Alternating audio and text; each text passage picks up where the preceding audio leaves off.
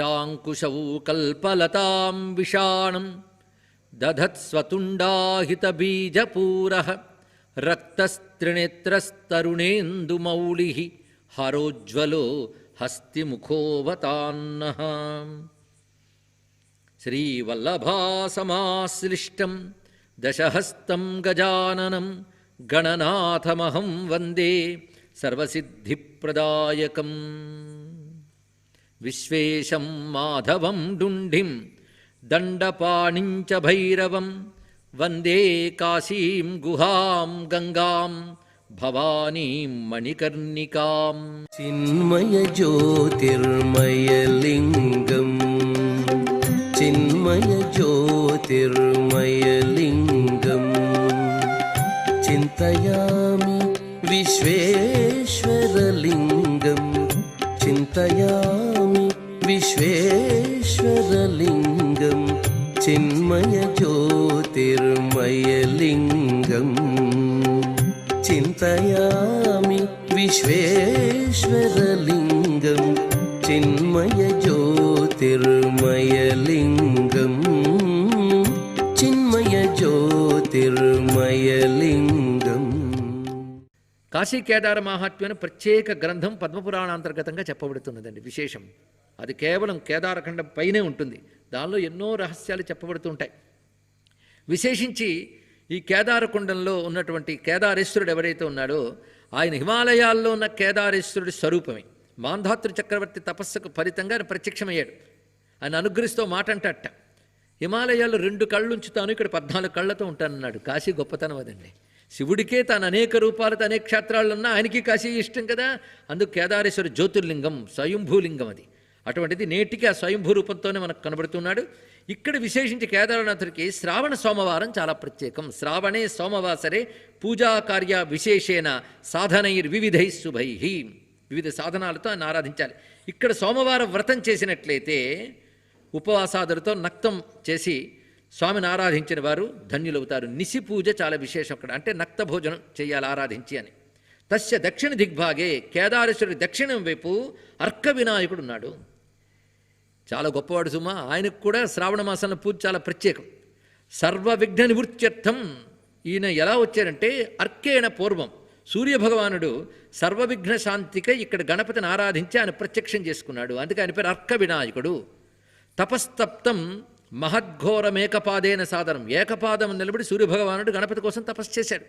అది అర్క గణపతి అని చెప్పబడుతుంది. అర్కేణైవ కృతం కుండమేకం తిష్టతి, అక్కడ సాక్షాత్తుగా సూర్యుడు ఏర్పాటు చేసిన కుండం ప్రకాశిస్తున్నది కేదారేశ్వరుడి దక్షిణం వైపు. అది రత్నౌఘ రచితమైనటువంటి సోపానాదులతో ఉంటుంది.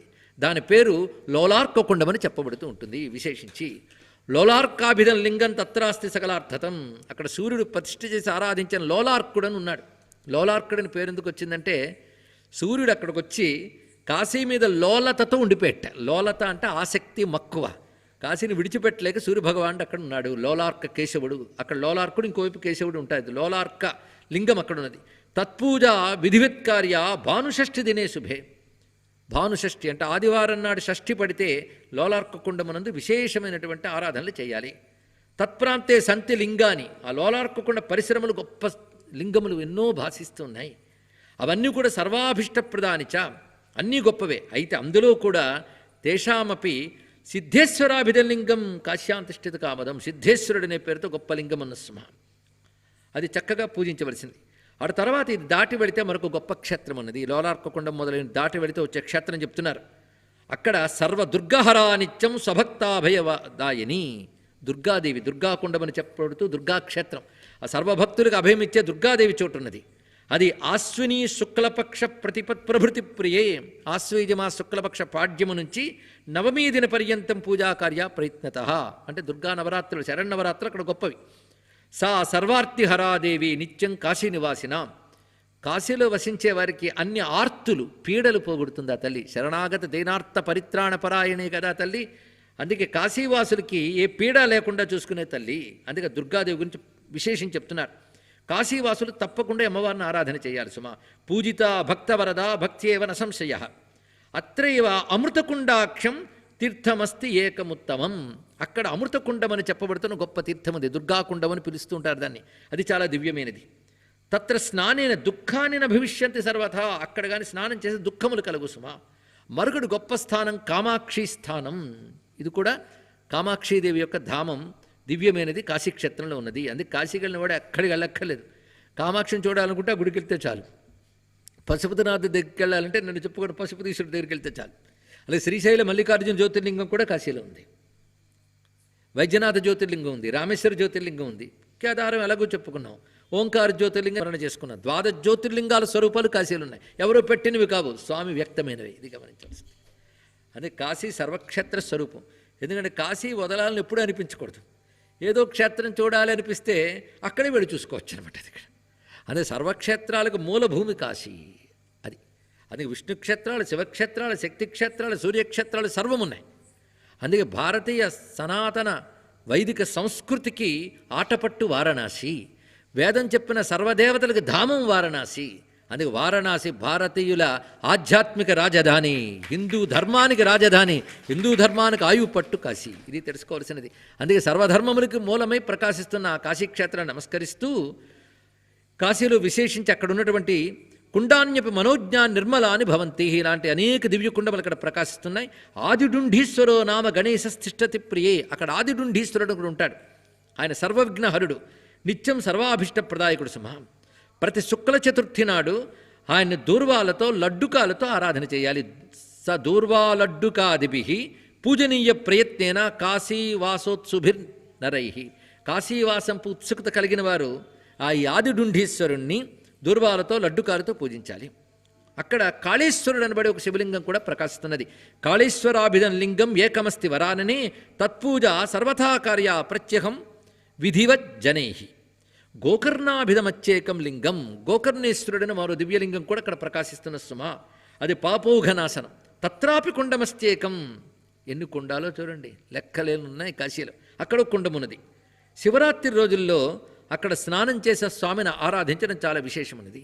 ఇలా కాశీలో ఎన్నెన్ని చెప్తాను చెప్పు, నేనే అన్ని రూపాలుతున్నా అవి నేనే చెప్పలేనన్నాడు ఆయన.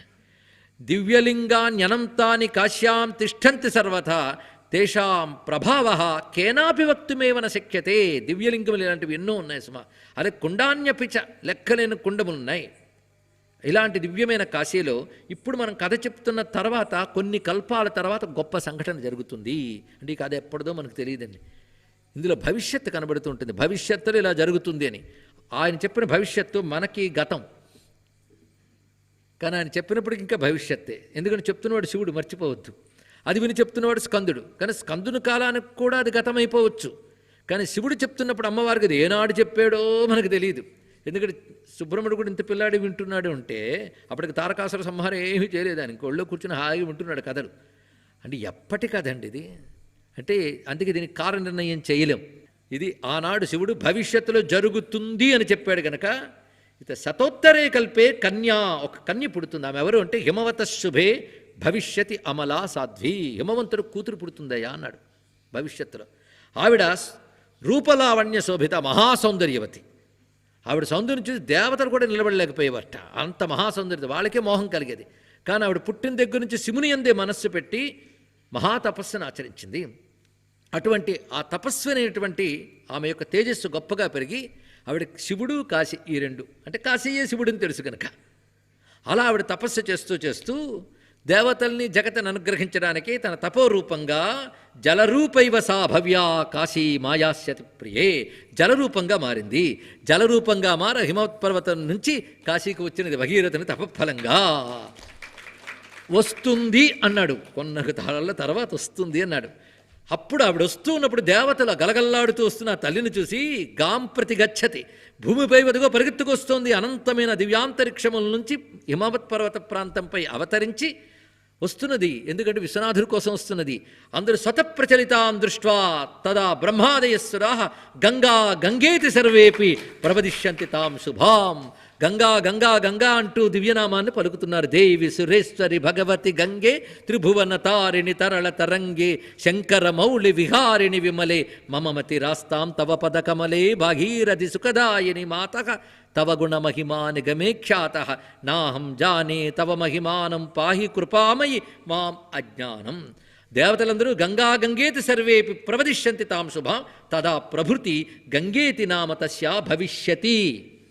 అప్పటి నుంచి ఆ జలప్రవాహ రూపిణి అమ్మవారి యొక్క అంశతో హిమవంతుని కుమార్తెగా ఉద్భవించినటువంటి ఆమెకు గంగా అని పేరు వస్తున్నది.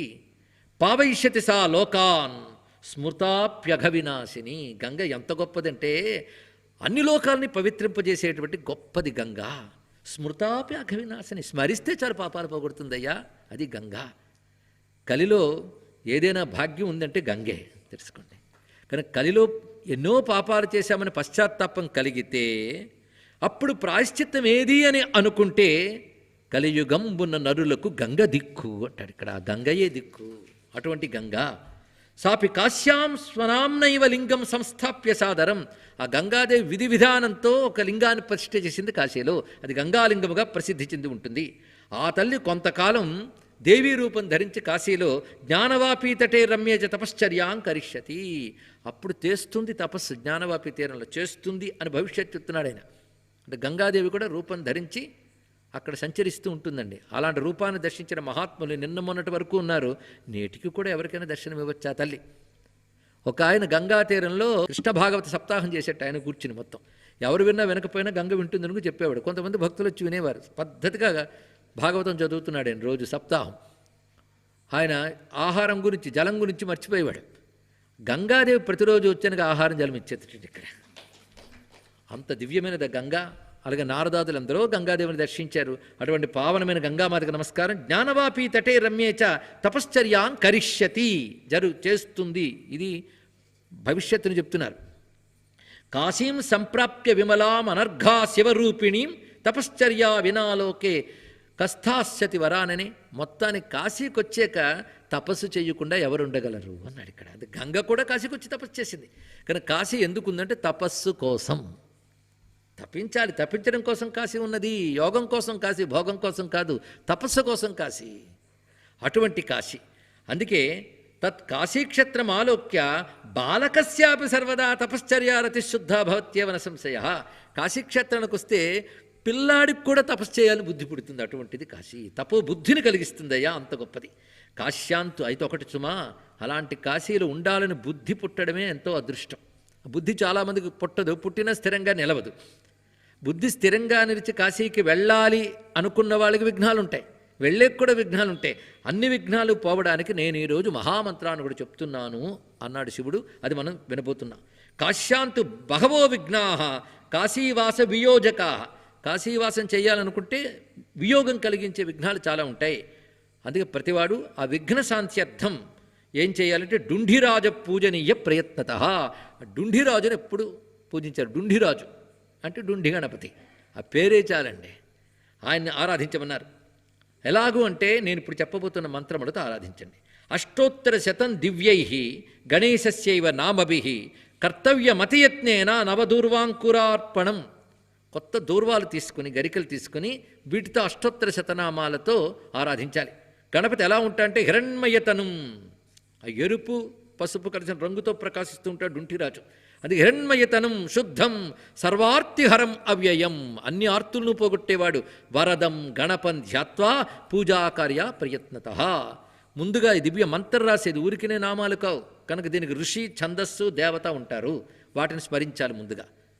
ఇప్పుడు చెప్పబోతున్న ఈ నామములు విఘ్నేశ అనే నామంతో ప్రారంభమవుతున్నాయి కనుక విఘ్నేశ ఇత్యాది నామ్నాం, విఘ్నేశ అని మొదలవుతున్న ఈ అష్టోత్తర శతనామాలకి ఋషి సర్వేశ్వర శివ. ఈ మంత్రానికి ఋషి శివుడు అన్నారు. అంటే శివుడే ఈ మంత్రాన్ని దర్శించిస్తున్నాడు. దేవత విఘ్నరాజోత్ర, విఘ్నరాజే దీనికి దేవత. ఛంద అనుష్టుప్ శుభప్రదం, ఛందస్సు అనుష్టుప్. ఈ విధంగా ఋషి, దేవత, ఛందస్సు మూడు చెప్పి ఫలం ఏమిటి అంటే సర్వప్రత్యూహ శమనం, అంటే సర్వ విఘ్నములు తొలగుతాయి.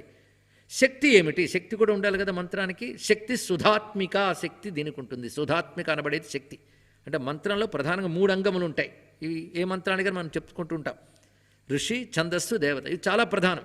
ఇంకా చెప్పుకోవడానికి మరికొన్ని కూడా కొన్ని మంత్రాలకు ఉంటాయి. కీలకము, శక్తి అనేది ప్రధానం. ఇందులో శక్తి సుధాత్మిక అనబడే శక్తి ఈ మంత్రానికి ఉన్నది. కీలకం గణనాథ, కీలకం ఏంటంటే గణనాథుడు. పూజాకార్యేతి కామద, ఆయన పూజించాలి నామములతో. ఫలమేమిటి? సర్వప్రత్యూహ శమనం ఫలం. విఘ్నేశో విశ్వవరదో విశ్వచక్షుర్జగత్పతి హిరణ్యరూప సర్వాత్మా జ్ఞానరూపో జగన్మయ సర్వజ్ఞ సర్వగశాంతో గజాస్యో విగతజ్వర విశ్వమూర్తిరమేయాత్మా విశ్వాధార సనాతన సామగాన ప్రియో మంత్రీ సత్వాధారస్సురాధిప సమస్త సాక్షి నిర్ద్వంద్వో నిర్లిప్తో అమోఘ విక్రమ నియతో నిర్మల పుణ్యకామద కాంతిదక్కవి కామరూపీ కామవేషీ కమలాక్ష కళాధర సుముఖ సర్వదశుద్ధో మూషికాధిపవాహన దీర్ఘతుండధనుశ్రీమాన్ అనంతో మోహవర్జిత వక్రతుండ శూర్పకర్ణో పరమ పావనేశ్వర యోగీశో యోగవంజాంఘ్రి ఉమాజను అఘాపహ ఏకదంతో మహాగ్రీవ శరణ్యసిద్ధసేవిత సిద్ధిద కరుణాసింధు భగవాన్ భవ్యవిగ్రహ వికటకపిలోడుంఠిరుగ్రో భీమోదరశుభ గణాధ్యక్షో గణారాధ్యో గణేశో గణనాయక జ్యోతిస్వరూపో భూతాత్మా ధూమకేతురనాకుల కుమారగురురానందో హేరంబో వేదసంస్థుత నాగోపవీతి దుర్ధర్షో బాలదుర్వాంకురప్రియ ఫాలచంద్రో విశ్వధామా శివపుత్రో వినాయక లీలావలంబిత వపు పూర్ణ పరమసుందర విఘ్నాంధకారమార్తాండో విఘ్నారణ్యదవానల సింధూరవదనో నిత్యో ప్రభు ప్రథమపూజిత శరణ్యదివ్యపాదాబ్జో భక్తమందారభూరుహ రత్నసింహాసనాసీనో మణికుండలమండిత భక్తకళ్యాణదో అమేయ కళ్యాణగుణసంశ్రయ ఏతాని దివ్యనామాని గణేశస్య మహాత్మనః. ఇవి డుంఠి గణపతి యొక్క 108 నామాలు. పఠనీయాని యత్నేన సర్వథా సర్వదేహిభి, సర్వ మానవులు కూడా ఎల్లవేళలా ప్రయత్నపూర్వకంగా ఈ నామాలు పఠించాలి. నామ్నామైకైకమేతేషాం సర్వసిద్ధిప్రదాయకం. ఈ చెప్పిన వాటిలో ఒక్కొక్క నామం ఒక్కొక్క మహామంత్రములై సర్వసిద్ధినిస్తాయి సుమా. సర్వ విఘ్నేశ నామ్నాంతు ఫలం వక్తుం న శక్యతే. ఒక్కొక్క నామానికంత ఫలం ఉన్నప్పుడు కలిపిన అష్టోత్తర శతనామాలిక ఫలము వర్ణించడానికి వీల్లేదు, అంత గొప్ప ఫలం వస్తున్నది. ఏకైక తన్నామ దివ్యం జప్త్వా మునీశ్వరాహ. ఇందులో ఒక్కొక్క నామాన్ని మంత్రంగా మునీశ్వరులు జపం చేస్తారు. ఇది అహోరాత్రుల్లో అనేక రకాల ప్రత్యూహాలను తొలగిస్తాయి. దీనిని కాశీవాసులు నిరంతరం కూడాను పఠిస్తారు. దూర్వాయుగ్మాని సంగృహ్య, దూర్వాంకురాలతో పూజించాలి. పూజనీయో గణాధ్యక్షో నామ్నామేకైక సంఖ్యయ, ఒక్కొక్క నామానికి 2 దూర్వాలు చొప్పున దూర్వాయుగ్మముతో పూజ చేయాలి. అందులో విశేషించి నభస్య శుక్లపక్షస్య చతుర్థ్యాం విధిపూర్వకం, శ్రావణ శుక్ల చవితి నాడు ఇది చాలా విశేషం సుమా. వక్రతుండేశ కుండేతు స్నానం కృత్వా ప్రయత్నతః వక్రతుండేశమారాధ్య సర్వాభీష్టప్రదాయకం. అంతేకాదు వక్రతుండ కుండం అనుకుంటూ ఉన్నది, అక్కడ స్నానం చేసి అక్కడ వక్రతుండేశ్వరుని గణపతి ఉంటాడు, ఆయన్ని కూడా ఈ నామాలతో ఆరాధన చేయాలి. జానే దగహరం శుద్ధ కాంచనాభం అనామయం. వక్రతుండేడు ఎలా ఉండంటే బంగారు కాంతో ప్రకాశిస్తూ ఉంటాడు, సర్వ రోగాల్ని పోగొట్టగలిగినటువంటి వాడు. ఎందుకంటే రోగాదులు కూడా విఘ్నాలే. కాశీలో ఉన్నవాడికి అవి రాకుండా చూడడానికి దుర్గాదేవి వక్రతుండ గణపతి ఉంటారు. అలాగే పూజాకార్య విశేషమైన నామోచ్చారణ పూర్వకం ఆ వక్రతుండిని విశేషమైన నామాలతో ఆరాధించాలి. తోషణీయ ప్రయత్నేన వక్రతుండ వినాయక, వివిధమైన నైవేద్యాలతోనూ అన్నాలతోనూ వక్రతుండని అనుగ్రహం పొందాలి. పైగా ప్రదక్షిణ నమస్కారై దివ్యై తన్నామ సంఖ్యయ, ఎన్ని నామములు చెప్పుకున్నామో అన్ని నామాలతో ఆయన ప్రదక్షిణ చేయడం మంచిదన్నారు. కర్తవ్యానీతం శుద్ధై మౌనవ్రతపరాయణై, మౌనవ్రతంతో ఈ గణపతిని ఆరాధన చేయాలి. అలా చేసినట్లయితే అన్ని రకాల విఘ్నములు ఆయన తొలగిస్తాడు. చెప్పుకోవాల్సిన మంత్రం కూడా ఇక్కడ కూడా చెప్తున్నారు, చిన్న మంత్రం. వక్రతుండ సురారాధ్య సూర్యకోటి సమప్రభ నిర్విఘ్నేనైవ సతతం కాశీవాసం ప్రయచ్చమే. ఇది మంత్రం. వక్రతుండ సురారాధ్య సూర్యకోటి సమప్రభ నిర్విఘ్నేనైవ సతతం కాశీవాసం ప్రయచ్చమే ఇది సంప్రార్థ్య విధివత్ పూజాం కృత్వా పునర్ముద నమస్కృత్వా ప్రసాద్యేనం గచ్చేది డుండి వినాయకం. వక్రతుండ గణపతిని ఆరాధించి డుండి వినాయక దర్శనం చేసుకుని ఆయన్ని ఆరాధించాలి. ఇలా పంచ వినాయకులను ఆరాధించాలి. ఇంకా మరికొందరు వినాయకులను చెప్తున్నారు కాశీలో ప్రధానంగా ఉన్నటువంటి వాళ్ళలో, అంటే అంతర్గృహంలో. క్షిప్రసిద్ధికరం క్షిప్రం గణేశం సురవందితం, వెంటనే అనుగ్రహించగలిగే క్షిప్రగణితకు నమస్కారం చేసుకుందాం. సంపూజ్య పూర్వవత్ సమ్యక్ జగదీశం వినాయకం. అటు తర్వాత ఆశా వినాయకం సమ్యక్ పూజయిత్వా తతపరం, ఆశా వినాయకుడు పూజించాలి. అటు తర్వాత అర్క విఘ్నేశ్వరం సమ్యక్, అర్క విఘ్నేశ్వరుడు. ఇక పూర్వవత్ పూజయిత్వాత సిద్ధి వినాయకం, పూజనీయ స్తతః సమ్యక్ చింతామణి వినాయక. ఇంకా మరికొందరు గణపతులు చెప్తున్నాండి పంచతో ఆగకుండా. పంచగణపతులు మనం అనుకున్నట్టు ఆ మోద ప్రమోద సుముఖ దుర్ముఖ గణనాథ ఇవి కాకుండా ఈ గణపతులన్నీ చెప్పబడుతున్నాయి. సేనా వినాయకోప్యత్ర సంపూజ్య తదనంతరం దుర్గా వినాయకస్యాపి పూజాకార్య తతఃపరం. వీరు భిన్న భిన్న ప్రాంతాల్లో ఉంటారు. అంతర్గేహంలో ఉన్న 5 గురించి మనం చెప్పుకున్న వారు కాక ఇంకా వివిధ స్థలముల్లో ఉన్నటువంటి వాళ్ళు. ఏం సంపూజ్య విధివత్ భక్తి శ్రద్ధా సమన్వితై శివభక్తా శంకరన్నత్వా భోజనీయ ప్రయత్నతః. ఏం సంపూజితా సమ్యక్ ప్రీతాస్తే గణనాయకా. ఇలా పూజింపబడిన గణపతులు ఇవి కాక ఇంకా గణపతులు 56 మంది అండి. అందులో కొందరిని ఇప్పుడు చెప్పుకున్న 56 గణపతులు. కాశీవాసం ప్రయచ్చంతి. ఈ గణపతుల కృప ఉంటే కాశీవాసం లభిస్తుంది. కాశీలో నిర్విఘ్నంగా హాయిగా బ్రతకాలి అంటే గణపతి తప్ప మరొక దిక్కు లేదు. అది కాశీకి రావడానికి కూడా మొన్నొక ఆయన హిమవంతుడి సలహా మేరకు కాశ్మీర్ గణపతిని హిమాలయాల్లో ఆరాధన చేస్తే తత్ఫలంగా కాశీకి రాగలిగాడు, తెలుసు కదా. కానీ కాశీకి వెళ్ళాలంటే ఇంట్లోంచే డుంటి గణపతిని ఈ పేర్లన్నీ అనుకుని గణపతిని ఆరాధన చేయాలి. కాశీ వెళ్ళాక ఇంకా హాయిగా ఉండాలంటే వీళ్ళని పట్టుకోవాలి. అక్కడ గణపతి అంత విశేషంగా చెప్తున్నారు. అంతేకాదు గణపతికి హోమం చేయడం చాలా విశేషం. గణపతి హోమం ముఖ్యం. అందులో ఆజ్యేన కాపిలేనైవ సార్ధలక్షత్రయాహుతి 3.5 లక్షల హోమం చేయడం చాలా విశేషం అన్నాడు. అంటే విభిన్న సంఖ్యలతో ఒకేసారి కాకపోయినా అది కూడా ఆజ్యంతో అంటే ఆవు నెయ్యి, అది కూడా కపిల గోవు యొక్క నెయ్యి అయితే మరింత శ్రేష్టం అని చెప్పబడుతున్నది. హుత్వై తన్నామభిహి, ఈ నామాలతో కూడా హోమం చేయవచ్చు. ఏతాని దివ్యనామాని, ఈ నామాల హోమయోగ్యం కూడా. నమస్కార పూజకే కాకుండా ఇప్పుడు చెప్పిన 108 నామాలతో హోమం కూడా చేయడం మంచిది. ఇలాగా ప్రతివాసరంగానే దీన్ని చదివినట్లయితే గణపతి సంతోషించి సర్వార్థ సిద్ధుల్ని ప్రసాదిస్తాడు సుమ. అతయేవ సదా పూజ్యో గణనాథ విచక్షణై. విచక్షణ కలిగిన వారు ఎల్లవేళలా గణనాథుని ఆరాధన చేయాలి. గణేశాదపరో లోకే విఘ్నహర్త న విద్యతే. విఘ్నాలు పోగొట్టే వాళ్ళలో గణపతిని మించిన వాడు మరొకడు లేడు సుమా.